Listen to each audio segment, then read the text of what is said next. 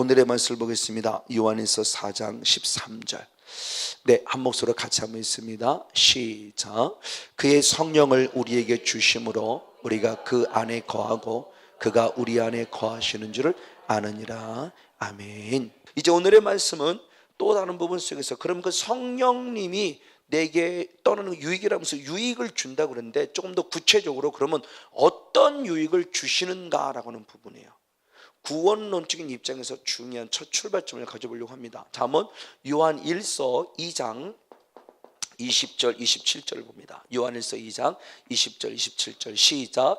너희는 거룩하신 자에게서 기름 부음을 받고 모든 것을, 아멘, 할렐루야. 너희는 주께 받은 바 기름 부음이 너희 안에 거하느니, 아멘. 아무도 너희를 가르칠 필요가 없고 오직 그의 기름 부음이 모든 것을 너희에게 가르치며 또 참되고 거짓이 없으니 너희를 가르친 그대로 주 안에 무엇하라? 거하라. 그렇죠. 기름 부음이라는 단어를 드디어 사도 요한이 사용합니다.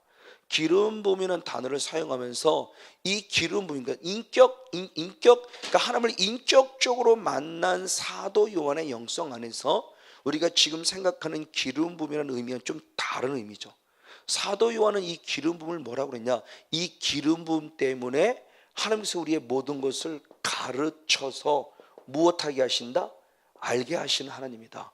그러니까 진정한 성령의 기름 부음을 받으면 뭔가 주님으로부터 가르침을 받아야 되고, 가르침을 받아서 그 무엇인가를 가르치길 원하는 것을 우리가 알아야 한다는 거죠. 그러면서 27절의 말씀에 좀 더 구체로 설명했어요. 즉 우리가 누구한테 뭐를 배우느냐, 배우지 말라는 것이 아니라 배우느냐가 중요한 것이 아니고, 그 배움이 누구한테 배워서 안다가 아니라 그 배움 속에서 결국 누가 가르쳐 주신다? 성령님이 가르쳐서 모든 걸 알게 하신다. 근데 그 다음에 마지막에 더 중요하죠. 그 가르침입니다. 그래서 너희를 가르치신 그대로 무엇하라? 주 안에 거하라고 그래요. 그러니까 주님이 가르쳐 줬는데 뭔가 지식적으로 배우는 끝남이 아니라 그 가르침을 레마화해서 내 삶에서 그대로 그 삶을 살아가라는 거죠. 가르침 따로 내 생각 따로가 아니라, 그러니까 말씀을 지성으로만 받지 말고 지성으로 받아서 지성을 영성화시키라는 거죠. 저는 저 말씀이 대단히 중요하다고 생각이 되죠. 그렇죠. 말씀대로 살지 않으면서 누군가에게 가르치는 그런 헛된 목사가 아니라, 내가 말씀대로 살고 있기 때문에 더 당당하고 더 떳떳하고 더 힘있고 더 자신있게 복음을 전하자는 거죠. 그렇죠. 기도하는 목사님은 기도합시다 라고 더 당당하게 해요. 전도하는 목사님은 전도합시다 라고 당당히 얘기해요. 그렇죠. 말씀하는 사람은 말씀 읽읍시다 라고 당당하게 해요. 근데 만약 성건영 목사가 기도도 안 하고 말씀도 안 읽으면서 기도합시다 라고 말하고 말씀 읽읍시다 라고 말하면, 하나님은 저와 여러분에게 알게 하신다는 거죠. 뭐를? 지는 기도도 안 하면서 자기는 성경도 안 읽으면서. 알죠? 모르겠습니까? 안다는 거죠, 성도들이. 그러니까 이런 부분들 속에서 우리들의 삶의 모습이 무엇인가 를 잘 가르쳐주고 있습니다. 자, 이 말씀이 쓰여지게 된 배경은, 즉 수업시겠죠. 초대교회 이단으로 대표하는 영지주의자. 영지주의자의 핵심이 뭐냐면 지식으로 하나님을 알면 그게 구원이라고 얘기하는 자들이에요. 지식으로. 맞는 얘기인데 100% 맞지도 않는 얘기예요. 그러다 보니까 그 우가, 그 어리석음이 삶에서 나타나지 않기 때문에 이들은 영 따로 육 따로 이원론적으로 분리해놨어요. 이분법적으로 영과 육을 분리해놨어요. 그러나 성경은 절대 영과 육을 분리하지 않습니다. 마지막 재림의 예수님이 와도 내 영과 내 혼과 내 육이 흠없고 점없이 보존되길 원해요. 영만 구원하는 게 아니라는 겁니다. 이 육이라는 부분도 너무너무 중요한 요소라는 거죠. 근데 영주는 이걸 굴리는 거예요. 그리고 자기가 가진 지식만, 이거에 대해 반하여서 오늘 사도연이 쓴 거예요. 그들은 잘못된 거라는 거죠. 자기들만이 아니라 성령이 기름 부어져서 성령을 통해서 모든 걸 가르쳐 주심으로 성령 안에 있는 자는 다 하나님을 알게 되고, 그를 통해서 그게 구원임에 대한 부분을 확증시켜주고자 오늘 사도 요한이 영지주의자에 반하여 쓰여진 글의 내용이에요. 자, 이 말씀을 풀어보기 위해서 저는 이렇게 봅니다. 자, 말씀은 과연 무엇이라는 부분의 모습입니다. 자, 요한복음 17장 17절을 봅니다. 요한복음 17장 17절. 네, 한 목소리로 같이 한번 있습니다. 시작. 저희를 진리로 거룩하게 하옵소서. 아버지의 말씀은 진리이다. 아멘. 즉 성령이라는 그 부분의 모습이 거룩이고, 거룩의 모습이 결국 진리의 개념인데, 그러면 무엇이 거룩하고 무엇이 진리냐 그랬을 때 가장 먼저 하나님의 무엇이 말씀이 진리예요. 자, 근데 이 진리라고 하는 부분의 모습에서 말씀이 진리라고 했는데 요한복음 1장 1절의 말씀에 보면 말씀이 또 누구예요? 곧 하나님이죠. 하나님이 곧 누구예요? 말씀이에요. 그러니까 말씀이 진리라는 얘기는 곧 누가 진리다? 하나님이 진리라는 얘기를 하는 거죠. 그런가 반면에 또한 요한복음 14장 6절을 너무나 잘 아는 말씀이죠. 요한복음 14장 6절 역시 있습니다. 시작. 예수께서 가라사대 때 내가 곧 길이요 진리요 생명이니 나로 말미암지 않고는 아버지께로 올 자가 없느니라 라고 말하면서 이제는 누가, 예수님이 곧 누구라는 거예요? 진리. 자, 하나님이 진리예요. 왜? 말씀이 진리이기 때문에. 그리고 누가 주님이 침임하세요. 내가 곧 진리다 그랬어요. 똑같은 사도 요한의 영성이 또한 성령 역시도 마찬가지입니다. 요한일서 5장 7절 말씀을 보겠습니다. 요한일서 5장 7절의 말씀 역시 같이 있습니다. 요한일서 5장 7절 시작. 증거하시는 이는 성령이시니 성령은 누구니라? 진리라. 자, 하나님이 진리예요. 예수님이 진리예요. 그리고 누가 진리예요? 성령님이 진리예요. 그래서 요한복음 14장 16절의 말씀에 또 다른 보혜사인 성령을 얘기할 때 영원히 함께 하실 성령을 얘기하면서 영원히 함께 성령이 누구냐? 바로 17절 말씀에 이 영이 바로 누구라고 그러면 진리의 영이라고 표현해요. 그러니까 제가 그런 말씀 드렸죠. 하나님, 예수님, 성령님, 그 본질은 무엇이다? 말씀. 이 삼위일체 하나님의 본질은 말씀이에요. 그분 자체가 말씀의 본질이에요. 예수님은 그 말씀을 이루려고 누구로 오셨어요? 육체로 오셨어요. 그 육체로 오셔서 말씀을 이루도록 누가 도우세요? 성령이 도우세요. 그리고 말씀 자체를 기록한 걸 누가 기록했어요? 성령의 감동으로 기록했어요.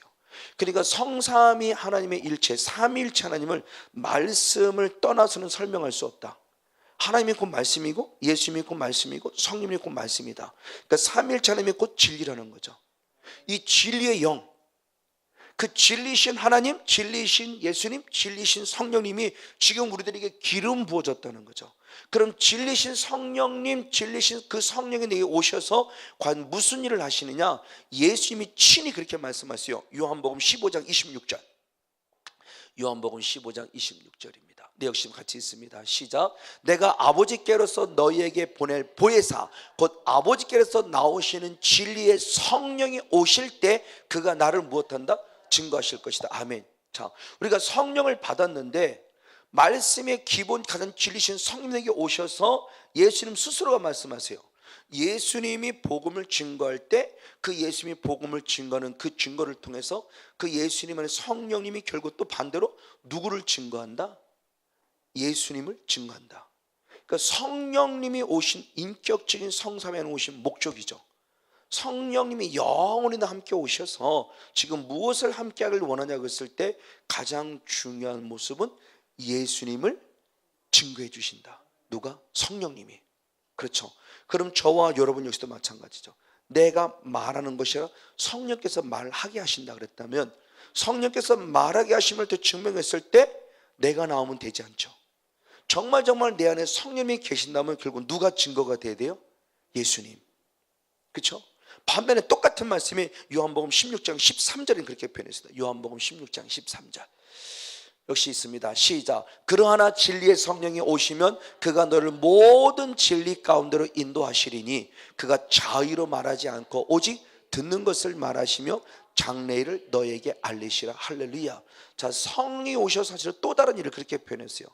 그분이 진리 가운데 오셔서 하는데 그분 진리 가운데 오신 그분을 통해서 증명되어질 때 그 성령님께서 우리를 통해서 증명하시는 모습 가운데서 자의로 말하지 않는다. 예수는 똑같았죠. 하나님의 명령을 받았고 명령받은 말씀을 하나님의 말씀 생명으로 알기에, 영생으로 알기에 내가 너에게 아버지께 받은 말씀을 그대로 무엇한다? 이른다, 가르친다 그랬어요. 근데 그 일을 알고 보니까 오늘 요한복음 16장 13절의 말씀에 근거해 보면 그걸 누가 하신다는 거예요? 성령님께서 하신다는 거죠. 그럼 성령님을 모셔 뭐 하느냐? 자, 조금 전에 앞절에서는 예수님께라고 그랬는데 오늘 통틀어 말했을 때 요한복음 16장 13절은 우리를 누구께로 인도하느냐? 진리 안으로 가깝게, 진리 가운데로 인다. 그럼 진리가 누구냐는 거죠. 진리가 뭐냐는 겁니다. 바로 진리가 하나님, 진리가 곧 예수님, 진리가 곧 말씀, 진리가 곧 성령 그분 자체, 삼일체 하나님의 자체. 그러니까 진리의 성령에 의해서 그분이 하나님의 음성을 듣고 가르친 그 성령의 음성이 내 안에 깊이 새겨지면 결국 나는 누구 안에? 삼위일체 하나님 앞에 건강에 설 수 있다. 아멘. 가장 귀한 모습이죠. 저는 정말 가장 귀한, 부족하지만 저는 조금이나마 이 말이 이제 어떤 뜻인지 알 수 있을 것 같아요. 그 말씀을 또 한 가지로 추려서 딱 축약해서 한 말씀이 요한복음 14장 26절이죠. 한번 요한복음 14장 26절을 봅니다. 계속 한번 읽겠습니다. 시작. 보혜사 곧 아버지께서 내 이름으로 보내실 성령, 그가 너에게 모든 것을 가르치시고 내가 너에게 말한 모든 것을 생각나게 하시리라. 할렐루야. 그러면서 통틀어 말할 때 그 성령님이 하나님, 예수님, 성령님, 진리 말씀이 묻을 뿐만 아니라 우리의 모든 것들을 무엇해 주시고 가르쳐 주시고, 가르쳐 주시면 끝남이 아니라 그 가르침 받은 것들을 순간순간마다 무엇하게? 생각나게 하시라. 할렐루야. 정말 귀한 모습인 것 같아요. 저는 저 말씀이 정말 진리에 다가옵니다. 제가 제 스스로 어떤 때는 설교를 하면서도 전혀 생각도 않은 말이 툭 하고 이렇게 터나왔을 때 제가 말하면서 깜짝 이거구나, 이렇게 해서 생각나게 해주시는구나. 그럼 그것을 언젠가 주님이 제게 가르쳐줬던 거죠. 새벽단 앞에 무릎 꿇어 기도하다가 하나님이 제게 주신 모습을 이렇게 후리노트 해놓은 게 있어요. 후리노트 해놓은 모습을 정리하고 있는데 그 분명히 지금 깨달아진 모습이에요. 깨달아진 모습인데 어떤 때는 그럽니다. 적어서 준비하면서 이번에 가서 요 구절을 전해야지라고 마음 먹고 전하는데 그걸 그냥 전혀 생각도 안 할 뻔해 쑥 건너뛸 때가 있어요. 근데 어느 순간 그 말씀이 다시 탁 떠오르면서 그 말씀과 연결된 또 다른 말씀의 가지로 연결시켜가는 걸 생각하면서 이거구나 가르쳐 주셨어요. 근데 오늘이 아니었어요. 어느 때가 되니까 그거를 생각나게 해서 그걸 선포하게 하더라는 거죠. 이거구나. 그래서 오늘 가르쳐 줄 때 이것을 내가 알았다고 해서 이것이 오늘이 아니고 그것이 내일일 수 있고 일주일일 수 있고 한 달일 수 있고 또는 1년 후일 수도 있고. 그러면 제가 서절 예를 들면 이제 책 하나 제 강의안이죠. 강의안을 썼어요. 강의를 썼다 보니까 그 강의안에 제가 그 성막에 관한 부분에 그 얘기를 했죠. 사라프의 불과 카타르의 불이 다르다는 걸 썼어요. 보니까 이미 썼어요. 근데 그것이 하나님 그때 이미 그 강연을 쓸 때 이미 그러니까 한 3년 전, 한 3년 됐나요? 그걸 이미 강연에 썼던 거예요. 제 강연에는 그게 기록되어 있었던 거예요. 기록되어 있는데 이게 전파될 기회가 없었다고 표현하고 뭐가 많을까요? 그렇게 분명히 저는 분별해서 가르쳐도 이런 비밀이 있었나라고 이미 알았는데 이 카타르와 이 사라프의 불에 대한 말씀을 증거한 지는 채 2년 안 될 것 같아요. 그러니까 미리 가르쳐 주셨는데 그 말씀을 적용시켜서 선포하게끔 만든 것은 오히려 그 이유더라는 거죠. 그 이유에 생각나게 하는 거예요. 그래서 제가 제 스스로 놀란 겁니다. 맞아. 근데 알고 보니까 미리 가르쳐 주신 말씀이에요. 그래서 제가 깨달은 바가 있어서 그걸 강연에 이미 기록해서 이렇게 나름대로 정리를 해 놓은 거였는데 뒤늦게 가르치는 모습들, 이런 모습을 보면서 그래, 가르쳐 주시고 또 때가 되면 생각나게 해주시는구나.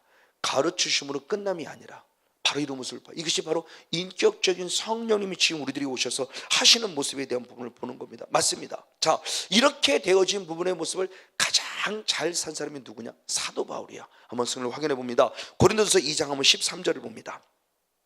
고린도전서 2장 13절 말씀 한 목소리 한번 같이 한번 읽겠습니다. 시작. 우리가 이것을 말하거니와 사람의 지혜 가르친 말로 아니하고 오직 성령의 가르친 것으로 하니 신령한 일은 신령한 것으로 분별하느니라. 아멘. 자, 10절부터 쭉 말씀할 때 영, 하나님의 영, 사람의 영, 세상의 영, 사단이죠. 하나님의 영이시고 사람, 우리도 영적인 존재이고 세상의 영이라 이런 관점을 쭉 얘기하면서 영과 육에 대한 부분을 분별하게만 전했을 때 그걸 누가 알게 하셨냐라고 얘기할 때 그분입니다. 사람의 지혜로 가르친 말, 사람의 지혜로 가르친 말로 아니하고 오직 누가? 성령께서 가르치신 것으로 나는 너에게 얘기한다고 말하며 사도 바울은 하나님의 영에서 신령한 것과 육을 분별할 줄 알았다. 그러면서 고린도서 3장의 말씀에 고린도 교회는 신령한 교회가 아니었다. 아무리 예언하고 방언하고 통변해도 그들은 어떤 교회였다? 육의 교회였다. 영적으로 어린아이다. 왜? 열매를 보니까 그들은 아직 예언하고 환상 보고 통변하고 놀라운 일들을 많이 했지만 영적으로 어린아이일 수밖에 없었던 것은 아직 그들에게는 시기, 질투, 다툼이 있더라는 거죠. 그걸 분별했다고 하는 분이 있을 때 그게 누가 가르쳐줬다? 성령께서 가르쳐줬다는 거예요. 그럼 사도 바울이 처음부터요? 아니요. 사도 바울이 처음부터는 육적인 사람이었죠. 너무너무 잘 알죠. 다메섹도상의 사건 전후에 대한 부분의 모습을 제가 많이 말씀을 드렸습니다. 사도행전 9장의 다메섹도상의 사건을 경험하기 이전과 이후, 즉 사울의 영성으로 살았을 때와 바울의 영성으로 살았을 때가 엄청난 차이가 있다는 겁니다. 그러니까 사울의 영성으로 살았을 때를 바울의 영성으로 살 때 뒤돌아보는 겁니다. 아, 내가 사울의 영성 때를 살았을 때를 보니까 어떻게 했느냐. 디모데전서 1장 13절의 말씀을 통해서 보면 나는 핍박자였고 나는 회방자였고 나는 박해자였다라고 본인이 얘기해요. 다시 말해서 사도행전 8장 1절에 보면 대표적으로 스데반 집사가 죽은 거에 대해서 어떻게 생각했느냐? 당연히 생각했다 그랬어요. 스데반 집사는 당연히 죽어야 될 놈이야 이렇게 봤다는 거죠. 자기는 육적인 사람이었어요. 하나님의 계명이 아니라 사람의 계명을 쫓는 사람이었어요. 장로의 유전을 쫓는 사람이었어요. 즉 율법에 흠이 없을 만큼 완벽하게 살았지만 하나님의 계명이 아니었어요. 그가 지킨 율법은 결국 뭐냐? 장로의 유전이었어요. 본인 스스로가 고백했죠. 갈라디아 1장 13절 14절에 그게 하나님께 열심인 줄 알았어요. 근데 영의 세계 들어보니까 하나님께 열심이 아니에요. 그건 사람의 열심이었던 어린아이 신앙에 불과했다고 하는 것을 자신이 고백하죠. 다시 말하면 그는 육적인, 그러니까 사도 바울 스스로가 이때의 상황입니다. 이렇게 살아가는 것은 자기가 육적인 사람이지 영적인 사람은 아니었다는 거예요. 그러면 언제 영적인 사람이 되느냐는 거죠. 그게 다메섹 도상이죠. 다메섹 도상에서 인격적인 성삼위 하나님을 만나죠. 그리고 아나니아를 통해서 안수 받을 때죠. 안수 받을 때 누가 임했느냐? 성령이 임했고 자기 눈에 영적인 비늘들이 벗겨졌고 그때서부터가 달라졌다는 거죠. 사도행전 9장 17절 22절 말씀을 봅니다. 사도행전 9장 17절 22절 네, 같이 한번 읽겠습니다. 시작. 아나니아가 떠나 그 집에 들어가서 그에게 안수하여 가로되 형제 사울아 주 곧 내가 오는 길에 나타나시던 예수께서 나를 보내어 너로 다시 보게 하시고 아멘. 성령으로 충만하게 하신다. 할렐루야. 그래서 아나니아가 와서 사도 사울의 머리에 안수했을 때 눈도 보였을 뿐만 아니라 무엇을 받았어요? 성령. 근데 일반적으로 성령으로 무엇하게 받았다? 충만하게 받았어요. 그러니까 우리가 받는 개념은 다를 것 같아요. 성령으로 한 방에 성령으로 충만하게 받았어요. 그랬더니 완전히 달라진 겁니다. 어떻게 달라졌느냐? 그게 22절이죠. 시작. 사울은 힘을 더 얻어 예수를 누구라고? 그리스도라고 증명하여 다메섹에 사는 유대인들을 무엇했다? 굴복시키더라. 아멘. 그냥 단순히 예수를 예수라는 사람으로 보면 성인이에요. 단순히 예수를 예수라는 사람으로 보는 게 아니라는 겁니다. 드디어 깨닫는 거죠. 아, 이분이, 이 예수라는 이분이 이미 성경에 기록된 누구였구나. 우리가 기다리던 메시아, 우리가 기다리던 그리스도셨구나. 즉 이분이 성령의 무엇을 받은? 기름 부은 받은 하나님의 아들이었구나를 믿어졌다는 거죠. 그 전에는 예수를 육으로만 본 거예요. 그냥 예수를 예수로. 그러니까 거기에 핍박과 박해와 해방이 있었던 거죠. 근데 예수 인격적인 주님 만나고 탁 꼭바라지고 나서 육적인 사람이 영의 사람으로 아내를 통해 안수받고 나서 완전히 달라져요. 다시 말하면 자기가 이제 그리스도인이 된 거죠. 기름 부음 받아서 성령 받았으니까. 그러니까 드디어 예수를 누구로 보기 시작했어요? 그리스도구나 이분이. 그리고 본인도 그리스도인다운 삶을 살아가죠. 이게 놀라운 사건이죠. 자, 그러면 이렇게 되어지는 모습이, 자, 오늘 아나니아 사건은 한순간이었어요. 그러나 이 복음의 정수, 사도 바울이 전하는 이 복음의 정수는 그럼 저렇게 안수 한 번 받고 끝나냐? 아니요. 우리가 잘 아는 대로 갈라디아서 1장 13절 14절 이후 쭉 넘어가서 15절 16절 쭉 넘어가서 하는 대로 그가 이 은혜를 잊고 그는 뿅하고 사라진데 어디로 사라지냐? 아라비아라는 곳으로 가서 사라지면서 몇 년 만에 나타나냐? 3년 만에 나타나요. 그럼 이때가 과연 어떤 시간이었을까라는 거죠. 성경은 구체적인 내용은 기록되어 있지 않지만 우리는 유추해 보는 거죠. 자, 아나를 통해서 성령 받고 즉시로 나아가 예수를 누구라고? 그리스도라고 증거하면서부터 다메섹에서 예수를 부인하던 어제 친구들이죠. 어제까지만 해도 그들을 이기기 시작했어요. 우리가 잘못한 거야. 우리가 이분이 바로 그리스도였어 라고 정확하게 복음을 증거하기 시작했다는 거예요. 그리고 3년간 뿅 사라진 거예요. 그리고 3년 만에 나타나서 게바, 즉 베드로를 만나러 신방하러 왔다 그랬어요. 베드로를 만나러 왔는데 야고보에는 아무도 만나지 못하고, 즉 성취하지 못하고 흩어지죠 다시. 그리고 다시 14년 만에 다시 나타납니다. 14년 만에 성령께서 계시해 줬다고 그래요. 한번 갈라디아서 2장 1절 2절을 봅니다. 갈라디아서 1장 2절 시작. 14년 후에 내가 바나바와 함께 디도를 데리고 다시 예루살렘에 올라가노니 계시를 인하여 올라가 내가 이방 가운데 전파하는 복음을 저에게 제출하되 유명한 자들에게 사사리 한 것은 내가 다름질하는 것이나 다름질한 것이 헛되지 않게 하려 함이라. 아멘. 자, 저 말씀이 조금 더 쉽게 설명된 게 현대어 성경입니다. 한번 현대어 성경을 보겠습니다. 하나님의 특별한 명령으로 그것을 찾은 나는 이방인들에게 전하고 있는 복음의 내용에 관해 예루살렘 형제들과 의견을 나누었습니다. 내가 가르쳐온 복음의 올바른 해석과 또 정당성을 인정받기 위해서 교회의 지도자들과 개인적인 토론을 벌인 것입니다. 아멘.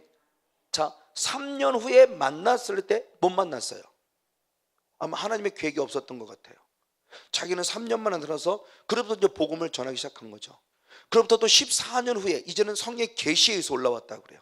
성령께서 가라하셨다는 거죠. 그래서 베드로를 비롯해서 주변의 모든 우리부터 자기보다 앞선 직접 예수님의 제자였던 그들과 대화를 나눈 거예요. 왜 대화를 나왔냐 할 때 내가 가르쳐온 복음의 올바른 해석, 그리고 또 그의 무엇을 정당성을 인정받기 위해서라는 거죠. 저는 저걸 대단히 중요하다고 봐요.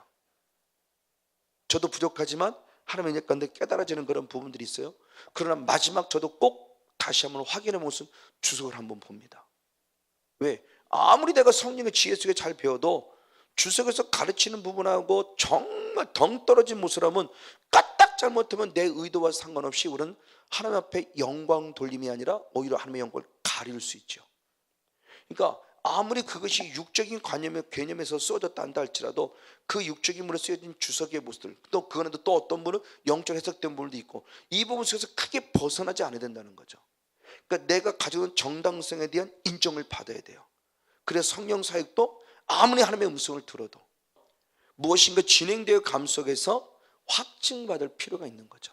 다시 말하면 그는 아라비아로부터 이 순간의 모습에 결국 예수님의 제자들을 통해서 배운 것이 아니라 아랍에서 누구를 인격적으로 만나서 성령 하나님을 인격적으로 만나서 무엇받은 걸, 가르침 받은 것을 누구에게 확증받는 거예요? 베드로에게. 왜? 그들은 직접 예수님의 가르침을 받은 자들이잖아요. 그러니까 복음의 정수가 확실한 사람들이잖아요. 그러니까 그분들에게 내주신 이것은 왜? 사도분은 지금 전혀 모르잖아요. 예수님을 만나본 적이 없고 가르침 받아본 적도 없잖아요. 이미 예수님은 돌아가셨고 오히려 자기는 예수님을 핍박하던 사람이 한 사람이었고, 그런데 주님이 임하고 나서 그리스도를 믿어졌는데, 그리스도를 믿어진 이후에 복음을 전하다가 3년 동안 살았을 때 과연 뭐 어떤 사건이 있었을까라는 거죠. 어떤 사건.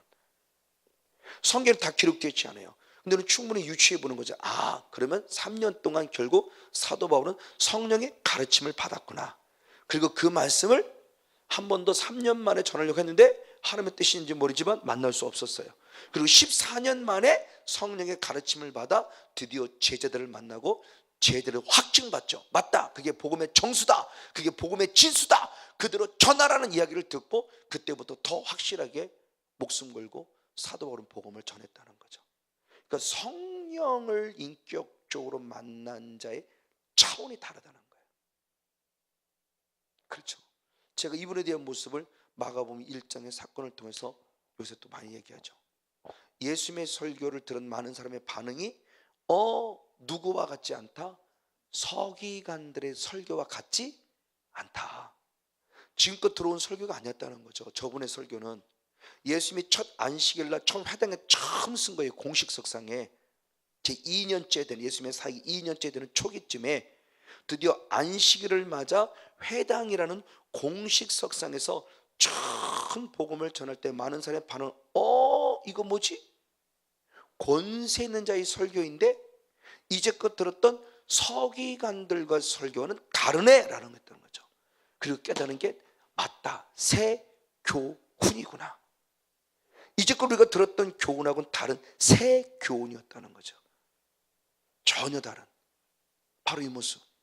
지금 사도 바울이 증거하고 있는 모습이 바로 그거죠. 예수님의 제자들이 증거하고 있는 바로 그거죠. 그럼 그것은 이미 예수님은 누구의 통치? 성령의 통치를 받는 분이었기 때문에 성령께서 증거케 하신 거죠. 진리를 하나님께로, 예수님께로, 성령님께로 말씀 안에 들어올 수 있도록. 그러니까 똑같은 말씀을 봐도 육의 관점으로 보는 거, 저도 그랬으니까요. 똑같은 말씀을 봐도 그냥 지나쳤고 왜 이해가 안 되고 모르는 것이니까 지나쳐요. 근데 조금이나마 성령의 조명을 또 다른 각도로 봤을 때 이제는 그 말씀이 붙잡히게 되더라는 거죠. 할렐루야. 저 여러분도 마찬가지로, 특별히 목사님, 사모님, 우리 강로스님, 전사님이라면 더더욱, 아니 성도님들지 할지라도 정말 성령의 조명을 받기를 주님으로 축복합니다. 이런 목회를 하시면 누구냐? 아볼로죠. 아볼로 역시도 마찬가지였어요. 자, 아볼로는 어떤 사람이었느냐? 사도행전 18장 25절 26절. 알렉산드리아에서 난 아볼로라는 유대인이 에베소에 이르니 이 사람은 학문이 많고 성경에 능한 자다. 그가 일찍 주의도를 배워서 열심으로 예수에 가는 것을 자세히 말하며 가르치나 요한의 세례만 알 따름이에요. 자, 아볼로라는 목사님이 있는데, 아볼로가 있는데, 이 아볼로는 성경에 이미 무엇한 자요? 능한 자예요.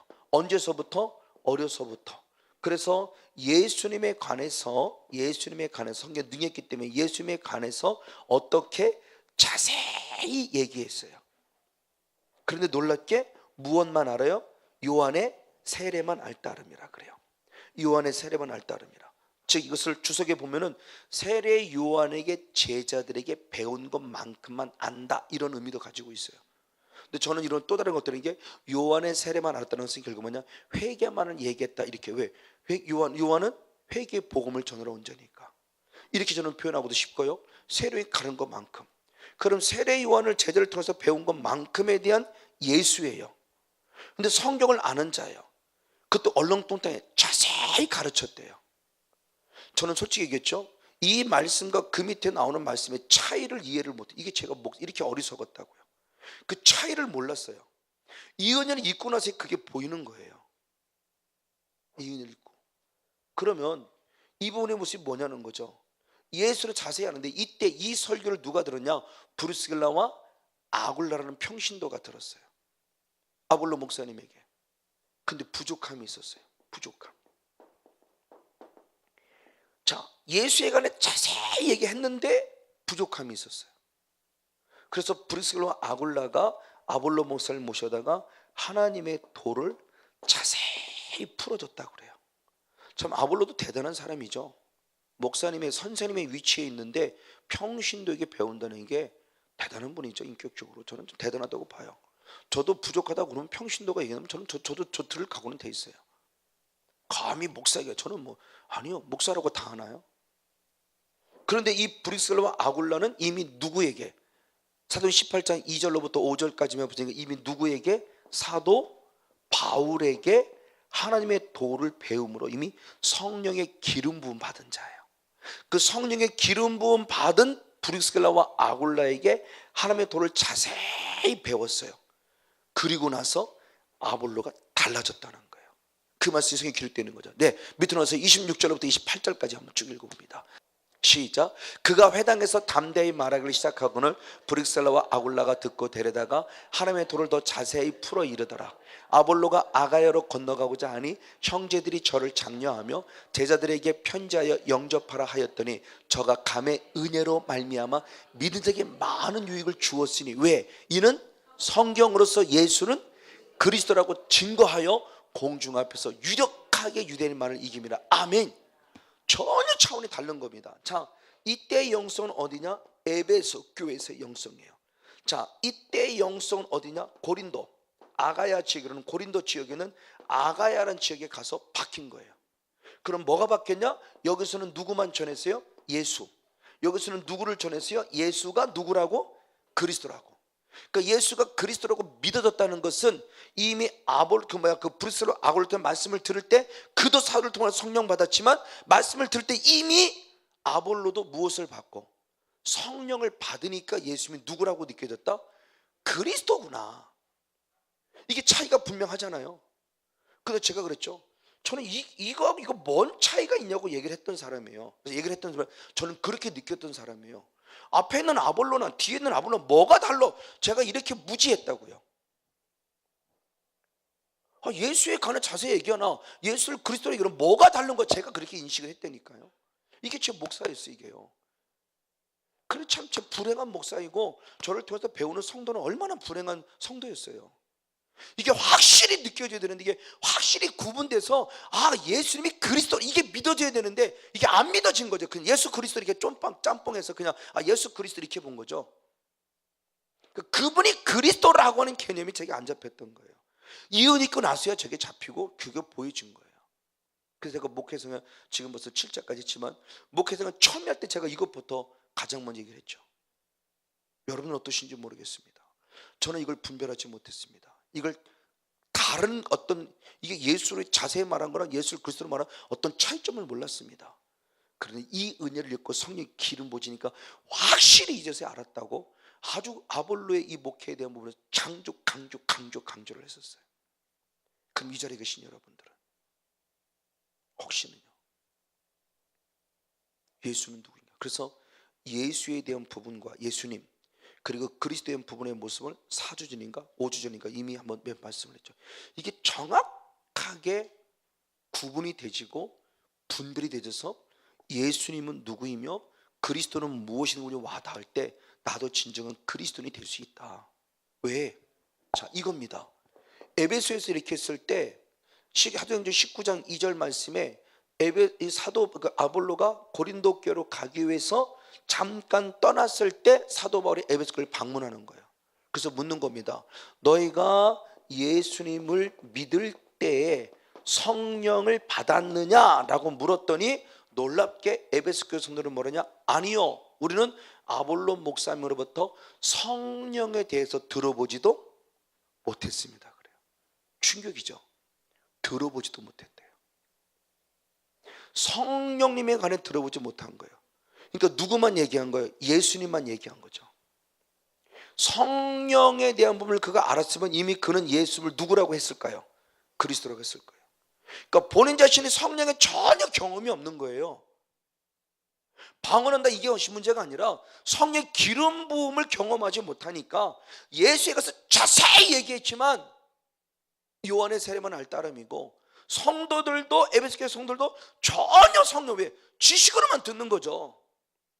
그런 성령님이 없는데 구원이 있을까요? 성령님이 없는데? 그런 위험한 신앙 아닙니까? 지금 우리의 신앙이 저렇게 살아오지 않았냐는 거죠. 지금 왜? 이미 성령의 시대는 끝났다고 가르침 받잖아요. 교리적으로, 신학적으로 성령의 시대는 이미 2000년에 끝났어. 무슨 성령, 그리고 기도할 때는 성령이 임하소라고 한다고, 또 성령 기름 부으소라고, 무슨 귀신, 그 이미 끝났어 이렇게 보여요. 근데 이 땅의 실질적인 사람들은 살아가면서 그렇지 않잖아요. 하나님 말씀은 영원하다고 그랬는데 그 영원한 말씀 2000년이 끝났으면 이거 지금 우리한테 뭔 소용이 있어요? 아무 소용이 없죠. 그것이 내게 이루어져야 되고 내게도 이루어질 뻔 나도 그걸 이루어내야 되고 이제는. 이게 성경이 우리 가르쳐주는 영적 원리인데 이전에 끝났다 그러면 뭐 하는 건데요? 믿습니다. 믿음이 맞아요. 근데 믿습니다. 그러면 그 믿음이 우리가 믿음으로 살다가 그 믿음이 지금 내게 이루어지고 있냐는 거죠. 안 이루어지는 거죠. 믿는 자들은 이런 표적에 따르니 귀신을 첫 번째가 귀신을 쫓아낸다고 그랬어요. 그럼 우리 보고 그 일이 있을 거라는 걸 얘기해 주는 건데 저도 그전에 있었지만 목사였지만 그런 일이 있었냐? 택도 없죠. 그전에 택도 없었던 얘기죠. 이게 스게와 일곱 집, 스게와 선지자의 그 제사장의 일곱 아들과 똑같은 거죠. 예수 이름을 빙자해서 바울이 이용한 예수 이름을 빙자해서 예수 이름의 손발에 마귀가 떠나가라고 흉내는 내봤죠. 그래서 당하지 않은 게 다행이지. 스게와의 일곱 아들은 어떻게 됐어요? 사탄이 딱 튀어나오는 거죠. 내가 예수도 알고 바울도 아는데 너는 누구냐? 너는 내가 너 도대체 모르겠다. 누구야 너는? 영적인 귀신도 우리가 귀가 막히게 안다는 성건용 모습은 누군지를 안다는 거죠. 더 해를 끼친다는 거죠. 그러니까 이런 모습 안에서 과연 나의 신앙은 어떤 신앙이냐? 뭘 말하냐? 결국 성령님은 우리에게 지금도 진정한 인격적인 성령을 만나야 그분이 모든 것을 가르쳐 주시고 모든 것을 생각나게 하시기 때문에 우리의 신앙이 변질되지 않을 수 있다. 아멘. 변질되는 신앙이 아니라 변질되지 않는 튼튼한 신앙이 될 수 있는 것은 결국 성령의 거룩한 조명 속에 우리가 살아간다는 거죠. 성령 받는 영적 원리가 바로 여기 있죠. 능력? 그건 2차예요. 근데 고린도 교회는 능력이 있었고 예언했고 환상 봤어요. 근데 고린도 교회는 영으로 신령한 자가 되지 못했어요. 그럼 진정한 인격적인 성령을 먼저 만나는 것을 제가 수없이 강조하고 제가 처음 하나님의 음성을 들은 바로 그 음성이었어요. 인격적인 성령을 만나자. 그래서 인격적인 성령을 모시고 하나님 나라와 하나님의 의를 이루는 이 제가 음성을 듣고 그때부터 지금까지 여기에 포인트를 맞춰서 하는 거죠. 그러니까 똑같은 성령 사역 속에 성령의 운행 속에 있지만 어떤 분은 더 표적과 기사와 이적, 현상에 치중하는 분이 있다면 하나님이 제기신 은혜는 성령의 표적을 부인함이 아니라 그것도 진행이 되지만 그거를 통한 열매를 맺는 변화 있는 삶이 필요하다. 이게 주님을 인격적으로 만났을 때만 가능하다는 얘기죠. 아니면 고린도 교회처럼 그렇게 되니까. 이게 갈라디아 교회죠. 성령을 시작했다가 육체로 마치는 거죠. 능력 나타나요. 그들도 다 은사 있어요. 근데 성령 받고도 아주 술 취해 있고 성령 받고도 아주 세상에 취해 있잖아요. 근데 주님은 그러잖아요. 이런 사람은 하나님의 나라에 들어갈 수 없다라고 딱 못 박잖아요. 근데 우리는 교리는 그렇게 안 배웠잖아요. 교리적으로는 한목으로는 영원한 구원이에요. 교리적으로는. 근데 성경 그렇게 안 가르치는데. 그러니까 이런 부분들의 모습들이 바로 성령 안에 필요한 부분이기 때문에 바로 성령을 받아서 가르침 받자라는 부분의 모습이죠. 그러면 중요한 부분이 이 인격적 선생님은 가장 여러 가지를 가르치지만 가장 중요한 핵심은 뭐냐는 겁니다. 저는 이걸 보는 겁니다. 에베소서 1장 한번 17절을 봅니다. 무엇을 가르쳐 줄까라는 부분입니다. 에베소 1장 17절 시작. 우리 주 예수 그리스도의 하나님 영광의 아버지께서 지혜와 계시의 정신을 너에게 주사 하나님을 알게 하신다. 정말 인격적인 성삼위 하나님, 삼위일체 하나님께서는 우리들에게 지혜와 계시의 정신, 저거는 좀 아쉬워요. 개역 성경이에요. 지금 바뀐 개역 개정 성경은 영이에요. 영. 저는 개역 개정은 더 잘 번역했다고 생각해요. 정신이라 원어가 푸뉴마예요. 그러니까 지혜와 계시의 영이에요. 하나님께서 우리에게 지혜와 계시의 영을 부어줬을 때 드디어 누구를 알게 되더라? 하나님을 알게 되더라. 아멘. 하나님을 알아야 이게 구원이기 때문이죠. 그러니까 이 말을 달리 말하면 지혜와 계시의 영이 부어지 않으면 하나님을 모른다는 얘기죠. 그러니까 그분이 반드시 내게 임해야 될 이유가 바로 여기 있는 거예요. 지혜와 계시의 임해야만 하나님을 알 수 있기 때문에. 이 하나님을 안다는 것이 결국 이게 무엇을 말하냐? 구원이죠. 하나님을 안다는 것이. 그래서 우리는 잘 알듯이 요한복음 3장 16절의 말씀에 하나님이 세상을 이처럼 사랑하사 독생자를 주시니 이는 저를 무엇하는 자마다 믿는 자마다 무엇을 얻습니까? 구원이에요. 근데 이 구원의 개념이 결국 또 무엇이라 했을 때 영생이죠. 그래서 다시 한번 요한복음 3장 10절을 보면 구원을 뭐라고 그러냐? 영생이라고 표현했어요. 그랬을 때 똑같은, 지금 계속 사도 요한의 영성을 보는 겁니다. 사도에서 똑같은 상황의 모습인데 이 영생이 어디서 오는 거냐고 봤을 때 그는 이렇게 표현했어요. 요한복음 17장 한번 3절을 봅니다. 요한복음 17장 3절 역시 한번 같이 있습니다. 시작. 영생은 곧 유일하신 참 하나님과 그의 보내신 자 예수 그리스도를 무엇하는 것이다? 아는 것이다. 그래요. 그럼 이 영생은, 자, 앞에서는 믿음이라고 표현했는데 사도 요한은 또 다른 각도에서 뭐라고 표현해? 이것을 뭐라고 해서 하나님을 무엇한다? 안다. 아는 것. 참 하나님과 그가 보내신 자 예수 그리스도를 무엇한다? 안다. 이것이 영생이다 표현했어요. 그러면 보세요. 믿음도 영생을 말합니다. 반면에 또한 뭣도 하나님을 무엇한다? 안다. 아는 것도 무엇을 말해? 영생을 말해요. 그러면 믿음 따로 아는 것 따로가 아니라 믿음이 곧 아는 것이고 아는 것이 곧 믿음이죠. 그러니까 믿음이라는 부분. 근데 여기서 안다라는 것은 영주주가 말하는 지혜가 그들이 말하는 지식이 아닙니다. 여기서 안다는 것은 경험이에요. 경험에 의한. 경험에서 하는 겁니다. 그래서 마리아에게 그렇죠. 너 아기 낳을 거야 그랬더니 내가 남자를 모릅니다. 알지 못합니다. 그럴 때 그 안다가 똑같은 언어예요. 그러니까 관계입니다. 남녀의 관계, 삶 속에서 깊이 하나가 되는 관계. 그렇죠. 부부는 그래서 하나가 되는 거죠. 남녀의 하나가 되는 관계처럼 하나님과 우리와의 사이에 하나가 되는 만남이라는 관계. 이건 지식이 아니라 경험이라는 거예요. 이게 바로 다메섹 도상에서 바울이 만난 하나님, 성삼위 하나님. 그러니까 이런 영적인 경험, 저도 마찬가지입니다. 하나님 안 믿었냐? 믿었죠. 저도 방언했던 사람이고요. 자주는 아닙니다만 가끔 번씩 기도할 때 환상도 봤던 사람이기도 해요. 나름대로 기도한다고 열심히 엎드렸던 사람이에요. 정말 전도도 최선을 해보려고 했고, 말씀은 물론이고요. 정말 그때 당시 제 삶으로서는 그게 제 입장에서 지나고 보니까 사람의 계명이고 내 열심이었지만 정말 하나님의 뜻대로 나름대로 살려고 살았던 사람 중에 한 사람이에요. 제가 사울이었죠. 근데 2009년 9월 달에 기쁨의 교회가 제게는 다메섹 도상이었던 거죠. 그래서 제가 전단지를 만들어 저는 다메섹 도상에서 만난 하나님에 대한 부분을 전하는 거죠. 그분이 제게 쓰는 거기가 그러니까 제게 새로운 성삼위 하나님을 인격적으로 만나는 새로운 기회가 되었다는 거죠. 터닝 포인트. 불신의 상태가 아니에요. 믿음의 상태였는데 그 믿음의 상태 부족한 부분을 더 완벽하게 이루어 가기 위한 하나님이 주시는 기회였다는 거죠. 이 경험 너무너무 중요하죠.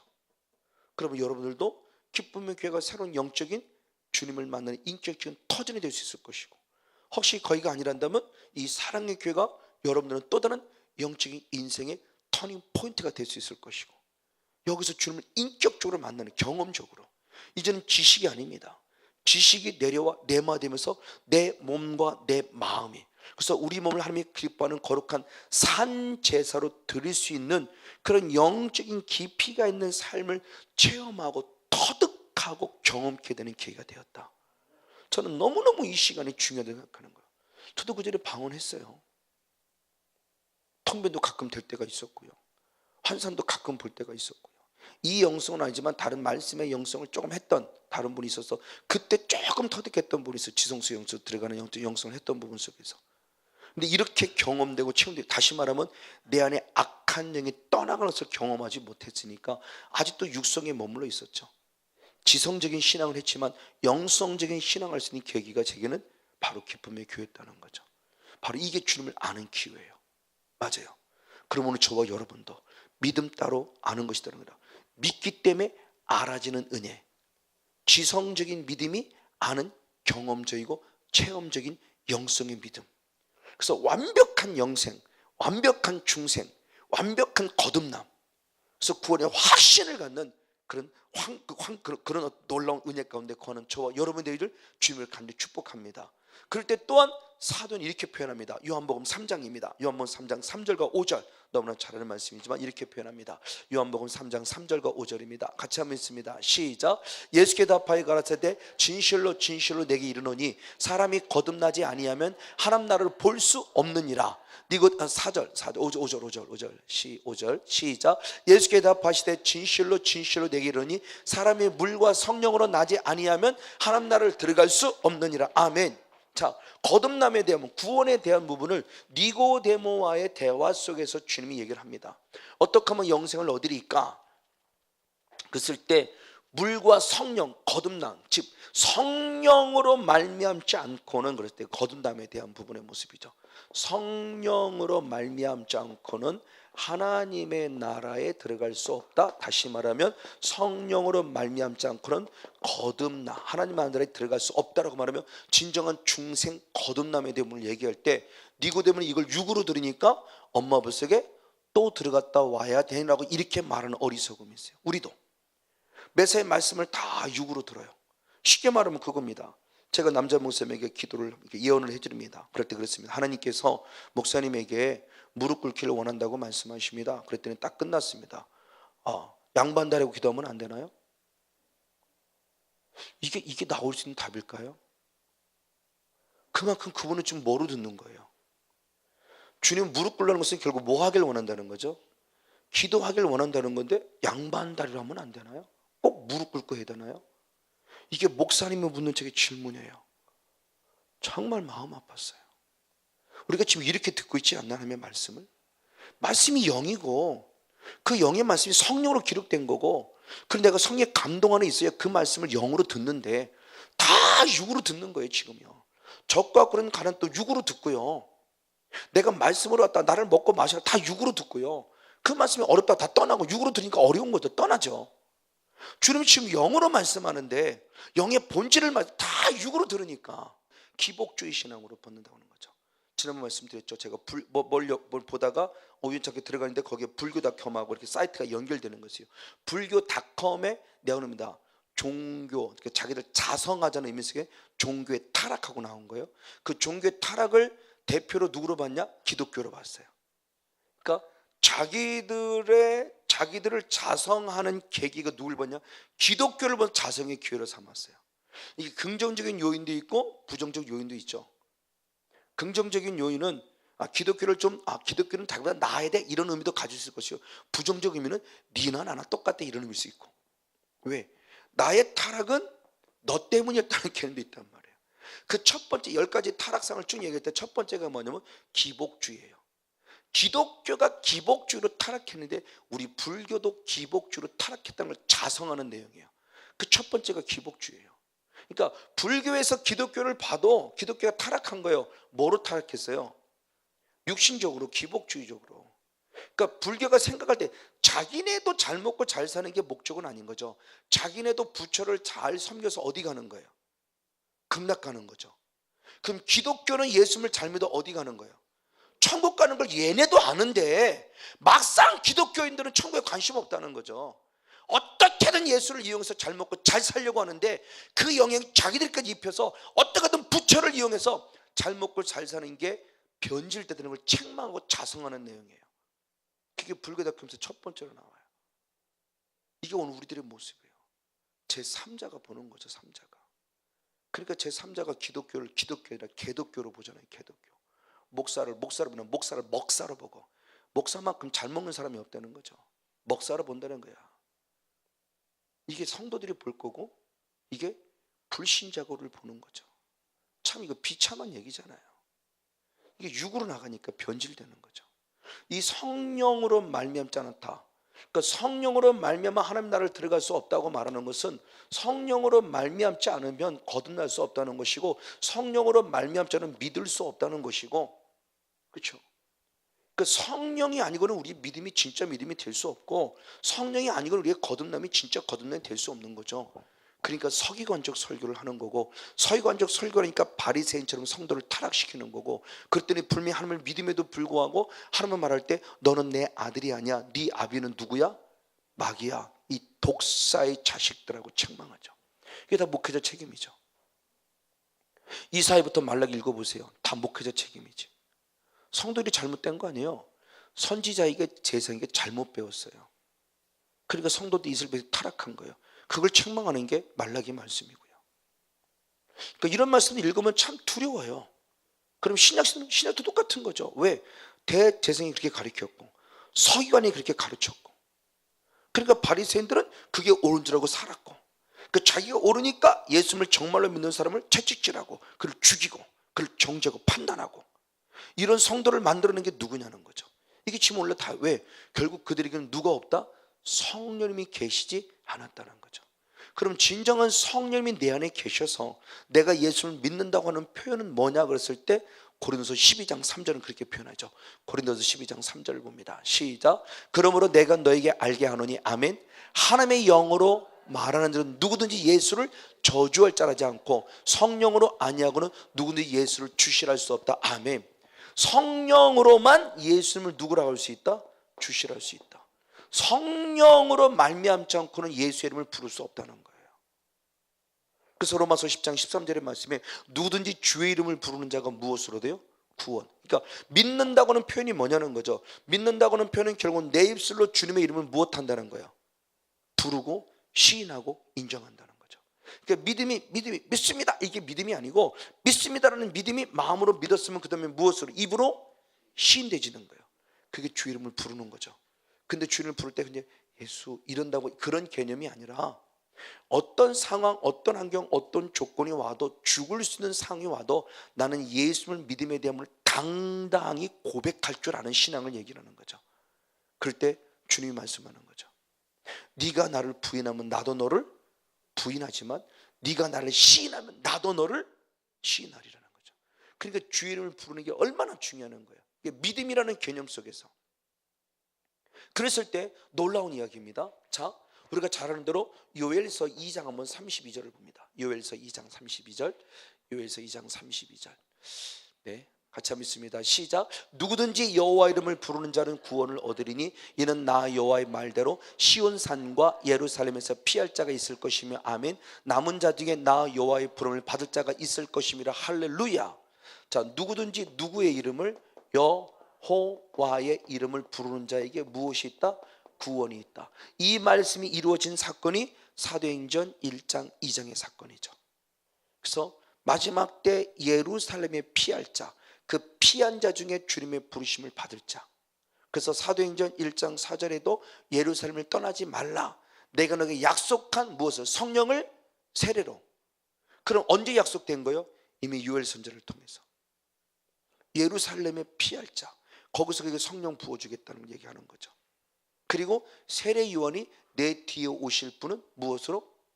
불과 성령으로 세례 줄 자. 그래서 요엘 선지자의 이 예언을 세례 요한이 다시 예언하면서 예수님이 오실 자리에 대한 모습을, 무엇을 오실 분을 이미 예언했어요. 그때 모습입니다. 그때 무엇을? 여호와 이름을 부르는 자가 무엇이다? 구원이에요. 그런데 똑같은 사건입니다. 똑같은 사건이 똑같이 기록된 게 사도행전 2장 17절로부터 21절까지인데 21절 말씀을 읽어보겠습니다. 사도행전 7장 21절. 네, 같이 있습니다. 시작. 누구든지 주의 이름을 부르는 자가 구원을 얻으려 했다. 아멘. 자, 똑같은 사건인데 요엘 선지자가 할 때는 누구의 이름이라고 그랬어요? 여호와. 근데 지금 신약에 들어와서 똑같은 응답이 이루어졌어요. 이루어졌는데 이때는 누구의 이름이라고 그래요? 주의 이름이라고 그래요. 그러면 여호와 이름과 주의 이름은 뭔 차이냐는 거죠. 자, 주님을 믿는 자는 여호와 이름을, 주의 이름을 믿는 자는 예수의 이름을 부른다. 성령께서 부르게 하신다. 예수를 주라 하게 하신다. 주를 부르게 하신다고 그랬어요. 이게 믿음의 표현이에요. 그런데 이 여호와 이름을 부르려면 어떻게 할 때 부를 수 있냐? 그냥 예수 이름이 아니라 앞절의 말씀에 28절 말씀하죠. 요엘서 2장 28절의 말씀에 마지막 날에 너희 육체에게 무엇을 부어주리니? 성령을 부어주면서 성령을 약속. 이 성령을 부음 받으면 예언도 하고 환상도 하고 뭐 꿈도 꾸지만 예언과 환상과 꿈을 꾸는 궁극적인 목적은 무엇을 부르게 하기 위함이라는 거예요. 여호와 이름. 결정적인 순간에 뭐를 보느냐?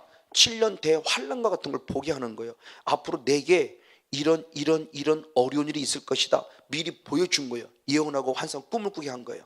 그럼 왜? 그런 위기가 있을 때 누구의 이름을 불러라? 내 이름. 이게 바로 무엇이다? 구원임을 얘기하는 거.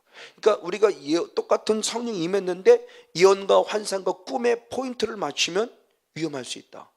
이건 과정인 거예요. 그럼 왜 예언과 환상과 꿈을 줬냐? 무엇하기 위해서?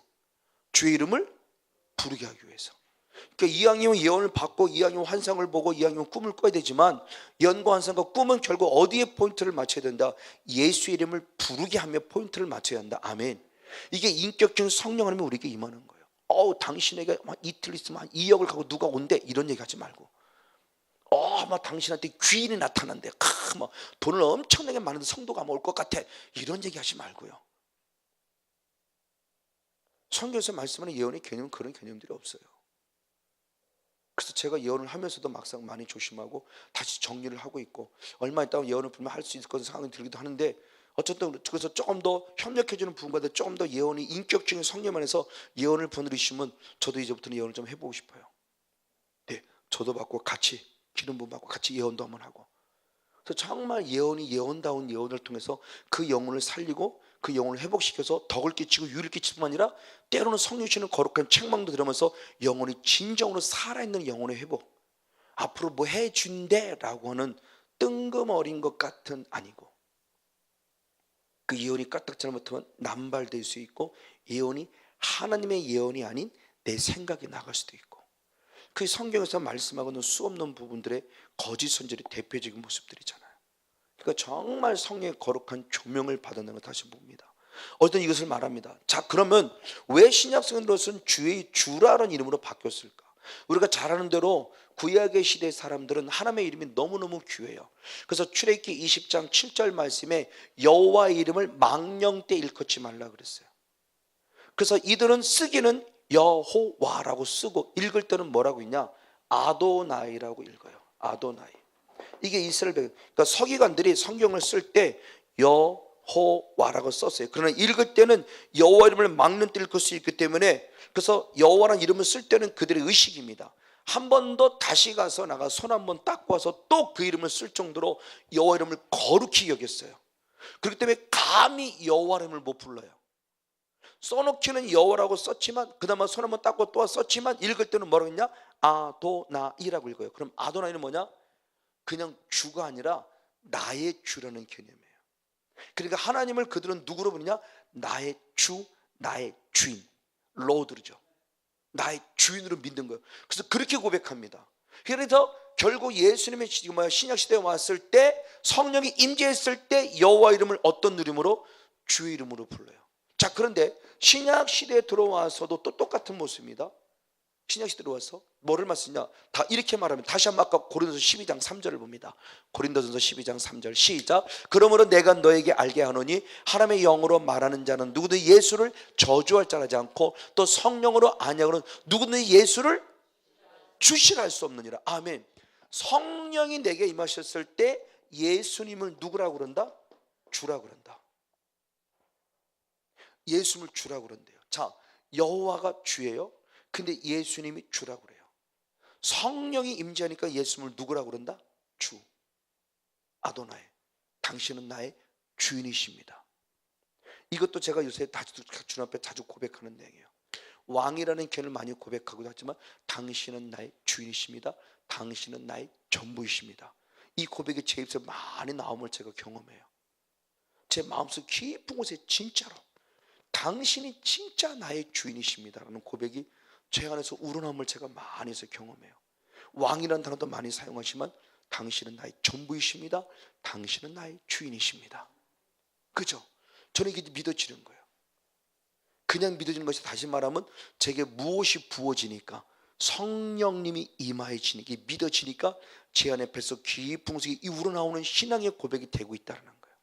자, 그러므로 다시 봅니다. 그러므로 결국 뭐냐? 여호와, 성령께서 임하셨을 때 여호와 이름을 불러요. 여호와를 부름이 그것이 구원이에요. 근데 신약에 들어서는 예수 이름을 부름이 구원이에요. 근데 그 예수 이름이 또 뭐냐고 보니까 그 예수 이름이 또 뭐예요? 주예요. 여호와 이름도 무엇이고? 주고, 예수 이름도 뭐예요? 주예요. 그렇다면 중요하죠. 제가 이건 한번 성회 때도 한번 말씀을 드렸던 것 같아요. 그러므로 여호와라는 이름과 예수라는 이름은 따름이 아니라 무엇하다? 같다는 거죠. 아, 이거구나. 근데 이걸 같음을 저는 더 확증시켜 주는 게 그들이 사용하는 문자예요. 히브리인들이 사용하는 문자가 상형 문자예요. 한자와 같이, 한문과 같이 상형 문자예요. 즉 글자 자체마다 이미 의미가 있다는 거죠. 그런 여호와라는 이름 안에는 어떤 의미를 가지고 있고 예수라는 이름에는 어떤 의미를 가지고 있냐는 거죠. 여호와라는 이름이 이렇게 쓰여집니다. 이렇게. 그래서 요드라고 하고 이걸 해라고 하고 바브. 독일어적인 발음은 바브. 그냥 일반적인 발음 때는 와우라고도 하고 바브라고도 하고 이 글자가 있어요. 이 두 개는 같아요. 그렇죠? 해라는 글자는 뭐냐면 보다라는 동사예요. 보라는 겁니다. 그럼 뭐를 보냐나 이겁니다. 요드라는 이게 있어요. 이렇게 콩나물 따라 이렇게 되는 거. 이 요드는 손이에요. 손. 그리고 이 못과 같이 생긴 이 바브라는 것은 말 그대로 못이에요. 못. 그러면 여호와라는 이름 속에 이들은 의식합니다. 우리는 그냥 여호와 이렇게 부르지만 우리가 문재인 그러면 대통령 다 그렇게 뭔가 이미지가 잡듯이 이 사람들은 생각할 때 우리가 입고 그러면 구라는 단어를 쓰지만 생각할 때는 뭐가 생각나요? 입하고 생각이 나는 것처럼. 인 그러면 인이라고 부르지만 우리 의식 속에는 뭐가 있어요? 사람하고 생각나는 것처럼 여호와 그럴 때 여호와 그럼 봐야 되는구나. 뭐를 봐라? 손을 봐라? 옷을 보라. 이걸 근데 이 그 자체를 직역하면 그거지만 이걸 의미적으로 보면 결국 뭐냐? 못 박힌 손을 보라는 의미가 그들에게 있는 거예요. 그러면 예수라는 의미도 똑같아요. 출애굽기 14장 13절 말씀에 너희는 가만히 있어라 내가 내게 행하는 무엇을 보라? 구원을 보라 할 때 그 구원이 예수예요. 언어로 말하는 예수와. 그러니까 우리는 지금 예수라고 추격 예수라고 부르는 거고 그들이 부를 때는 예수아. 그러니까 원래는 보통 명사였어요. 근데 이 보통 명사라는 예수라는 이름이 예수라는 단어가 하나님의 아들인 예수님에게 붙여줄 때는 이제 고유 명사로 바뀐 거죠. 예수예요. 예수. 그럼 예수라는 이름은 어떻게 나 똑같아요. 근데 하나 더 들어가는 모습이 있어요. 예수아.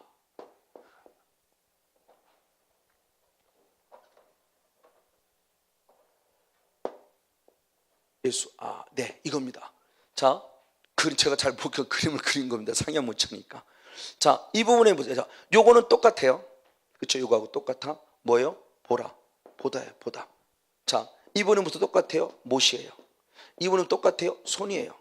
그 이분의 모습은 뭐냐면 이거 눈이에요. 눈, 명사.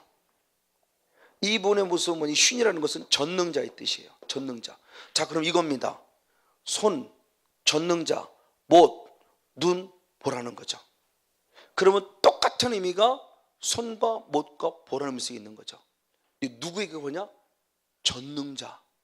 그분이 하나님이고 그분이고 예수님인데 무엇을 보라? 정확하게 내 눈으로 보라는 거죠. 그럼 이걸 이제 의미를 생각하면 결국 뭐예요? 전능자의 못 박힌 손을 보라는 거죠. 이게 예수 이름이에요. 우리는 구원만 생각하고 있어요. 근데 히브리인들이 생각하는 예수아라고 부를 때는 거기 이미 뭐가 있어요? 못이 있고 손이 있어요. 그걸 뭐 한다? 본다는 거예요. 그러니까 예수의 이름을 부르는 게 뭐고 여호와 이름을 부르는 게 뭔가에 대한 부분이고 주가 뭐라는 부분을 얘기하는 겁니다. 근데 이걸 확증시켜준 자가 누구냐? 잘 알고는 의심 많은 도마예요. 의심 많은 도마. 그렇죠? 예수님이 성령께서 부활되면 나타났는데 그 자리에 도마가 없었어요. 도마 온 사람만 아니야 라고 말하는 거죠. 야, 예수님의 부활을 목격해서 봤어 라고 말해도 아니야 못 믿어 내가 봐야 돼 라고 하는 거죠.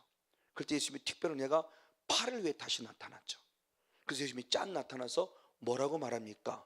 간단합니다. 도마야 내 손을 보라. 그러고 손을 쫙 내밀어요.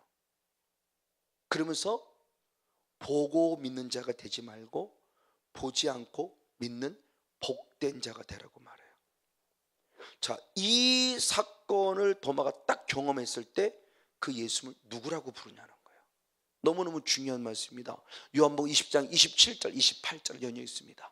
요한복음 20장 27절 28절 네, 같이 한번 있습니다. 시작. 도마에게 이르시되 내 손가락을 이리 내밀어 내 손을 보고 내 손을 내밀어 내 옆구리에 넣어 보라. 그리하고 믿음 없는 자가 되지 말고 믿는 자가 되라. 도마가 대답하여되 나의 주시며 나의 할렐루야.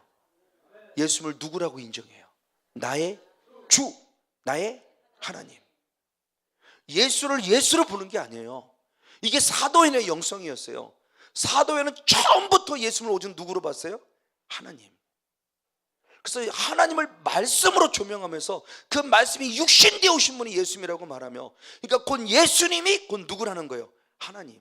그래서 마지막 확증을 시킵니다. 누구를 통해서? 의심 많은 도마를 통해서 예수님이 보여준 거예요.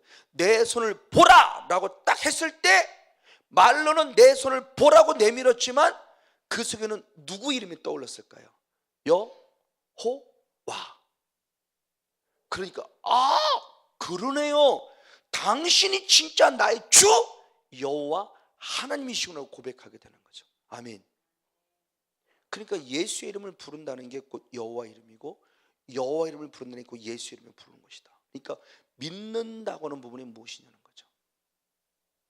아는 것인데 안다고 하는 것이 내가 그 이름을 부른다. 누구를 통해서? 성령을 통해서. 그 성령이 하나님을 알게 하신다는 거예요. 진정한 인격적인 성령님을 저희 다메섹 도생같이 사울이 만나 바울로 변한다는 것처럼 저 여러분도 정말 능력의 성령님도 경험이 되지만 먼저는 인격적인 성이 임하기를 축복합니다. 그래서 하나님이 믿어지고 하나님이 알아지길 원합니다. 하나님이 가르쳐준 거죠. 확실한 나의 구원자예요. 그분은 나의 주인이세요. 할렐루야. 그러면 내 입술에서 여호와 이름이 떠나지 아니하고 내 입술에서 예수 이름이 떠나지 아니하는 상황. 내가 필요할 때만 예수 부르는 게 아니고요, 주의를 부른 자가 온다는 것은 위기 속에서요, 위기 속에서 죽을 뻔한 위기 속에서 시인하고 인정하는 주의 이름이에요. 그 주의 이름, 주문의 예수 이런 예수가 아니고요, 그런 예수의 주문이 주는 것이 아니고 정말 그분이 여호와이고 그분이 나의 하나님이고 그분의 주인이심을 믿는 그 믿음의 표현력이 예수의 이름, 여호와 이름. 성령 충만받아서 반드시 여러분의 입술 속에서 터져나올 때 성령의 기름을 통한 열매임을 믿고 그걸 통한 구원의 바늘에 서는 성령 충만한 영적 주인공 우리 모두가 되어지기를 주님으로 간절히 축복하고 축원을 드립니다.